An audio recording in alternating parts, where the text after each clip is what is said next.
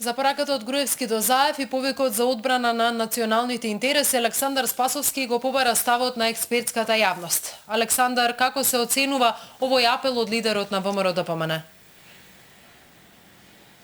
Саци тоа прашање му го поставувам на политичкиот аналитичар Владимир Божиновски.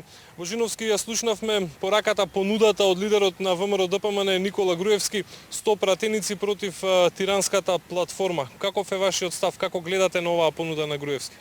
Мислам, со оваа понуда се покажа дека во Македонија понекогаш и политичарите не гледаат само за своето добро или за доброто на нивните политички партии, туку гледаат и за доброто на државата. Ова е понуда која што на некој начин отвара нови можности, каде што едноставно не се спречува СДСМ да дојде на власт или да земе власта, бидејќи они тоа се обидуваат да го направат преку прифаќање на платформата како уцена од страна на председник на ДУИ, туку им се дава можност да практикуваат власта без да прифатат таа платформа. Мислам дека понудата беше искрена, инаку сигурно господинот Груевски нема да излезе на аудиториум пред цела Македонија и да го понуди тоа. Значи, ова не е некоја тајна понуда, туку јавна, отворена и пред сите. И мислам дека би било добро за иднината на македонската држава ова да биде прифатено од страна на господинот Заев. Затоа што таа платформа ниту беше изборна платформа на некоја партија, ниту па македонските гласачи гласаа за тоа. Едноставно таа се појави после изборите, што беше прво многу нефер и второ беше многу непринципиелно. Затоа што ниту еден од избирачите во Република Македонија, особено избирачите на ВМРО-ДПМН и на СДСМ, не гласаа за некаква платформа скроена во Тирана од страна на премиер на странска држава, односно на албанскиот премиер.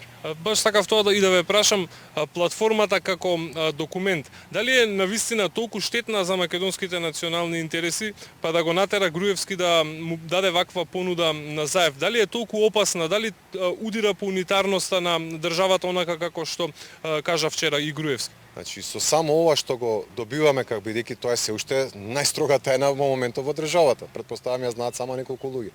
Со она што излегува информација, тоа е исклучиво од страна на представници на ДУИ и ова што излезе е доволно лошо, бидејќи со тоа директно се загрозува унитарноста на Република Македонија. Јазикот е еден од символите на државност. Значи, јазикот е средство на комуникација. Мора да има во унитарните држави, мора да има еден јазик на кој што ќе се разбираат сите. Дури и во федерација, например во бившата Југословенска федерација, каде што сите јазици има на некој начин одредена еднаквост, сепак во одредени сегменти српско-хрватскиот беше доминантен јазик. Значи, вие ако сакате во Република Македонија со оваа платформа да воведете билингвалност, односно двојазичност, на тој начин македонскиот јазик, како еден од темелите на македонската држава, се губи. Тоа значи сериозна причина за загриженост кај граѓаните. Апсолутно. Значи, апсолутно.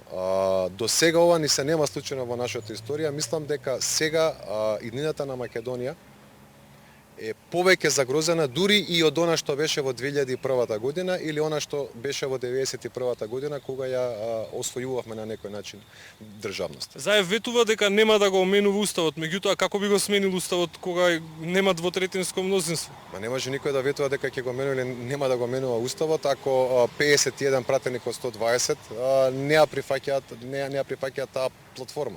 Така да јасно име и на СДСМ и на ДУИ дека уставот нема да се менува. Претпоставам од она што излезе во медиумите дека всушност преговорите околу платформата меѓу СДСМ и ДУИ не се ништо друго, туку да се ускладат сите барања кои што беа во платформата на некој начин да бидат во согласност со уставните норми, со цел нели да може тоа да помине без промена на уставот, која што се разбира ВМРО-ДПМН во секој случај ќе спречиш. Кога сме кај тие собраниски калкулации, деновиве се најавува можност оној закон за албански јазик за кој што ВМРО-ДПМН најави дека нема да дозволи да помине во собранието, да се протне со така наречено европско знаменце, односно по една забрзана постапка која што би ја оневозможила ВМРО-ДПМН да стави блокада на законот по оној познат метод што го користеше ДУИ со амандмани.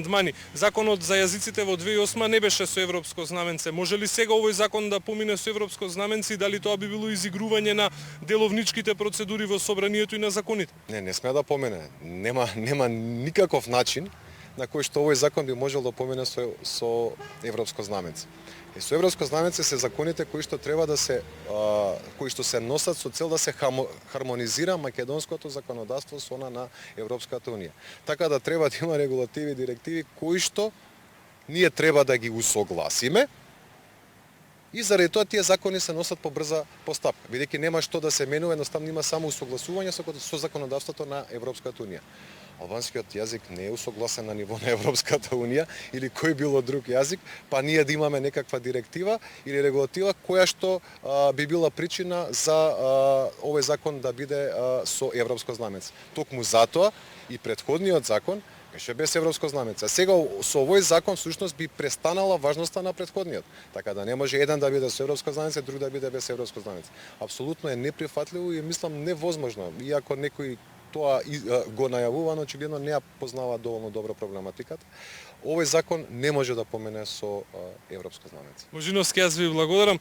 Цаци, тоа беше Владимир Божиновски, политички аналитичар во Вестите на Сител. Ви благодарам за вклучувањето во Вестите.